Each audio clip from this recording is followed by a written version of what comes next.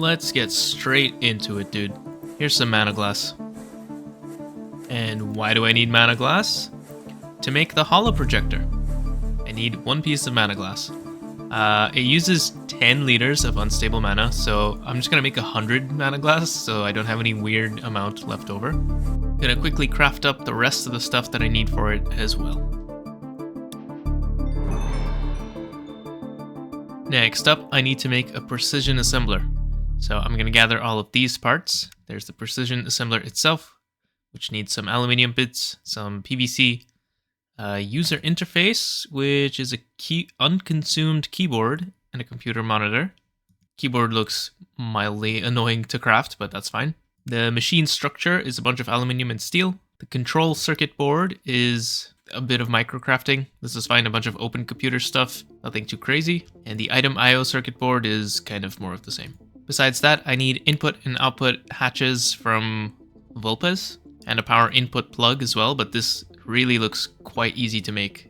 It's just a chest and machine structure. That's not a problem at all.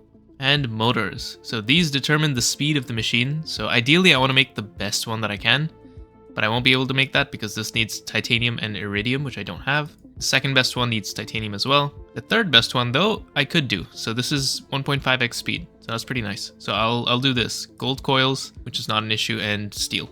Ooh, I get an elite motor as a reward. That's kind of nice. And as for assembling it, the holo projector will show me how. But first, let me gather all of these materials. I am also going to need some armed concrete. This is made in a mixer with concrete and long steel rods. So I'm glad I made the concrete chicken because this makes this a lot less tedious to craft. Alright, let's put together the precise assembler, or precision assembler is what it's actually called. So with the holo projector in hand, if I shift right click, it gives me a list of machines to pick from. The scroll wheel doesn't actually do anything, but I can click and drag to scroll down. And I need to find precision assembler. Now it's loaded into the holo projector.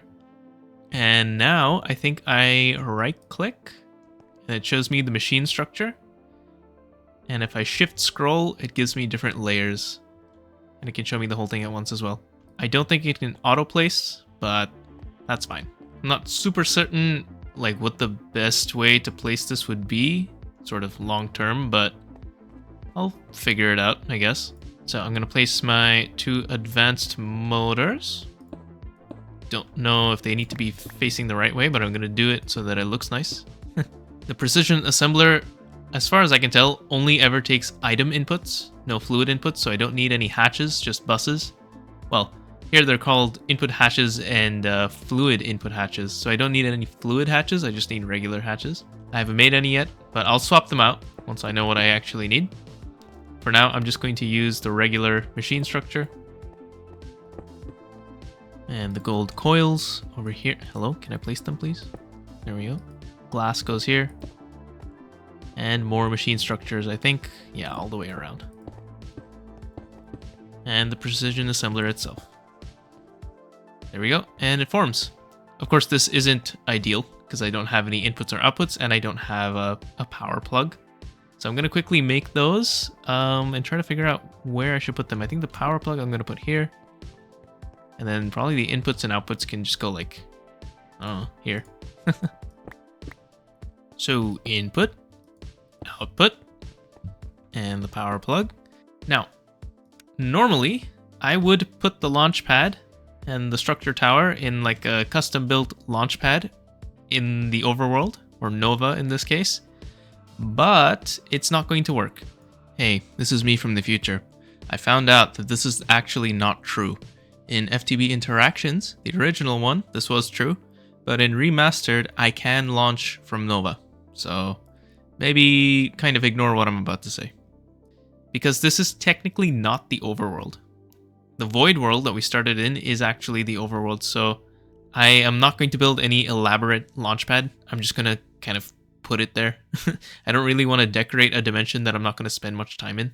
But yeah, so I need structure towers, which are made of long steel rods, and I think I need quite a few, more than what it says here, because the number of structure towers I use sort of determines the maximum rocket size I can use. And in this mod, Advanced Rocketry, you build your own custom rocket with blocks. it's pretty cool. But yeah, so I'm going to make quite a few structure towers. I don't know what the maximum is. Maybe I'll make a half stack. That's probably fine. And for launch pads, a mildly annoying recipe because it needs dyes, but dandelions and squid ink, it's not the worst thing in the world. This uses the armed concrete, which I just made. Besides that, I need to make a guidance computer for the actual rocket. This needs some more open computers parts, nothing too crazy, and some tracking circuits, which are made in the precision assembler. These need remote awareness upgrades, which I can make with some steel, some electrical steel, ender eyes, and conduit binder, and a basic circuit plate, which is also made in the precision assembler with silicon wafers, gold, and redstone. Pretty easy. I'm going to make my guidance computer. This is required. I'm also, of course, going to make a linker. It needs an MV sensor and a tool casing, which is easy. And we'll come back to the spacesuit. The spacesuit and the rocket fuel we'll deal with separately. First, I want to get this kind of left branch done with. Let's try out this precise assembler. Inputs go in. Oh, look at that. Just missing sound effects, but that is super sick. Love it. All right, that's some good progress. One last thing, or maybe two last things. The rocket itself. No, one last thing before I switch to another branch of requirements. The space station assembler.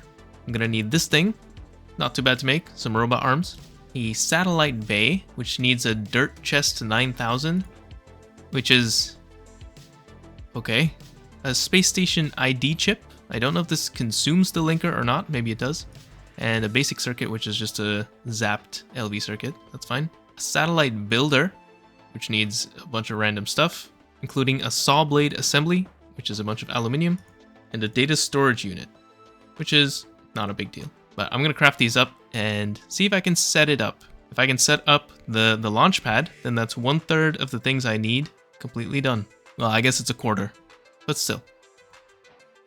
All right, here I am back in the void world, aka the overworld, with my launch pad and a structure tower. We're going to try and set up the space station first. So if I place this here, the quest then says I need to place the satellite bay in the upper left slot and the space station ID chip to the right, and then hit scan. So satellite bay goes here, space station ID chip goes here. I need to build a little structure. I'm just going to build a really simple 5x5 square. That's basically it. This is going to be my space station to start off. And I can always build while I'm at the space station in space. So this is just to get it in the air, so I can, or not in the air, into space, so that I have something to start with. Now I do need to power this. Right. I'll be right back with some diesel the combustion gen. So I have my turbo combustion gen. I have my HV energy converter. I've got my space station assembler that goes here. Satellite bay. Space station ID chip. And if I scan, it should scan this. Hopefully. And if I click build, there we go. We have a space station container. This has all of the blocks inside of it in that orientation, and a space station ID chip. Now I need to place the satellite builder, which is technically a multi-block. It gets placed like this with the power input plug here and the satellite builder on top. It is getting dark. That's annoying. Luckily I have some candles. Anyway, I'm going to power this. The satellite builder now has power. And the first thing I'm going to do is I'm going to make a copy of the space station chip. To do this, the programmed chip goes into this middle slot and the unprogrammed chip goes into the right. And then I click write to secondary chip.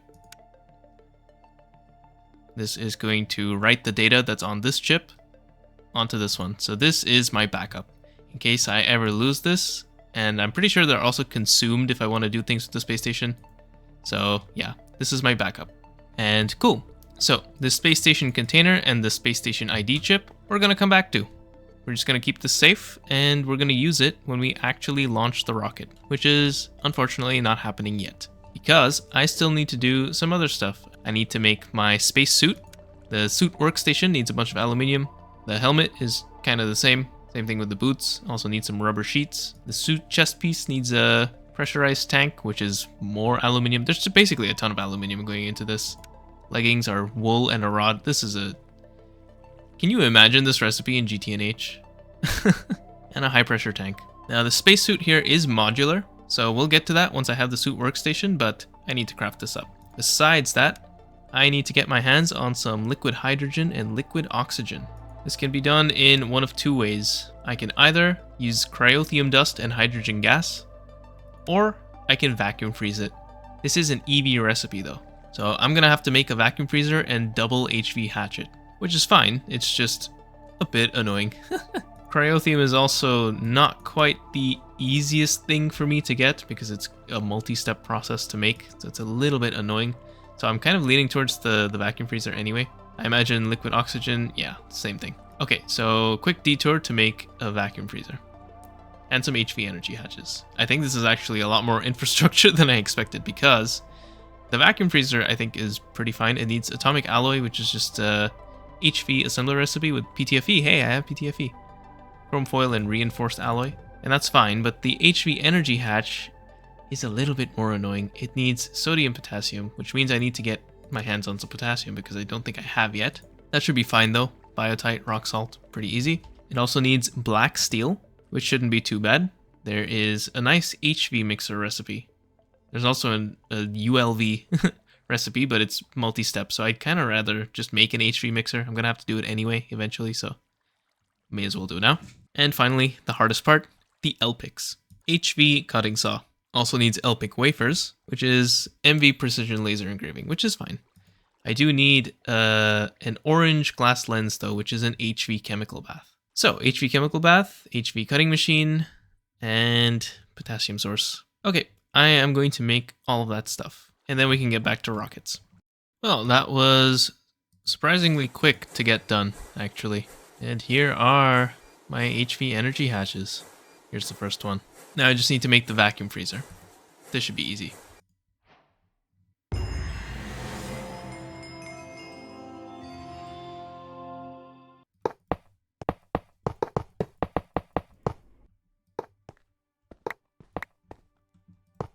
Why did I make 4 HV energy hatches? Wait, what? I'm sleepy. I should go to bed. Anyway, here's an EV vacuum freezer. I'm gonna make my liquid oxygen and hydrogen now. Here's some liquid oxygen. And the liquid hydrogen. This gets me some cryothium dust, which I'm probably gonna use elsewhere. But, now, to make rocket fuel, I combine the liquid hydrogen and liquid oxygen in a chemical reactor. I don't know if they mean a normal chemical reactor, or if there's an advanced rocketry chemical reactor, because there might be. Yeah, this one. Oh, never mind. Never mind. Got lucky. This can be done in a normal chem reactor. It's just these are GregTech liquids, and for some reason it doesn't consider these buckets GregTech liquids. It thinks of them as items of buckets, I think. So it's just not working correctly with HEI. But you can do it in a chem reactor. Good thing too, because I was not looking forward to making an advanced rocketry chem reactor. But luckily I found that I actually found out that I have to use this because there is no advanced rocketry chem reactor in HEI, which is kind of funny. Alright, here's some rocket fuel being cooked up. I have no idea how much I really need, but here's fuel. Very simple. It's literally just hydrogen and oxygen. Super simple. I do need to make a fueling station so I can put the fuel into my rocket. This shouldn't be too bad either. So I'm gonna be back with the fueling station and the suit workstation and also my spacesuit. And then we'll actually customize the spacesuit a little bit. I think I need to, so we'll do that. And after that, we'll do the actual rocket. So I'm gonna pre-gather up the required materials, which are the monopropellant rocket engine, monopropellant fuel tank, a seat, and a rocket assembling machine. From a quick look at these, none of them look particularly difficult. So I'll be back with everything for the rocket. And done. Very nice. Now let's quickly take a look at the suit workstation. So let me grab all of my things.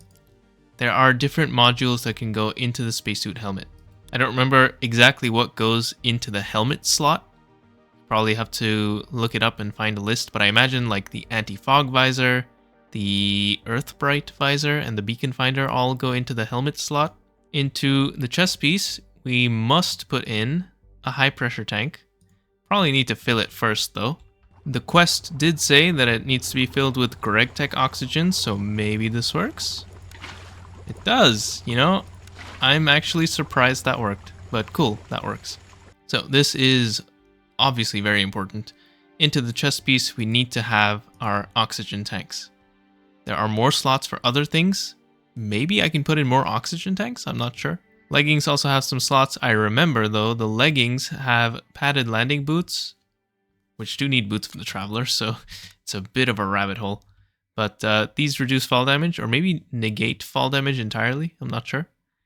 And there's also the bionic leg upgrades. Wait, sorry, the boots go into the boots, obviously, duh. And into the legs we can put in bionic leg upgrades. And I'm pretty sure these give you like super speed and super jump height. Just some things to consider, because the spacesuit with all these upgrades is useful on Earth as well. So I'm going to put this on, I get a new UI. At the bottom it shows me my oxygen tank, so this is good. And now, all that's left really is to launch into space. Before I set up my rocket and take off though, I'm going to gather the stuff that I need for another celestial gateway. This will allow me to get to and from my spaceship much more easily. Well, space station. It'll be a spaceship later on.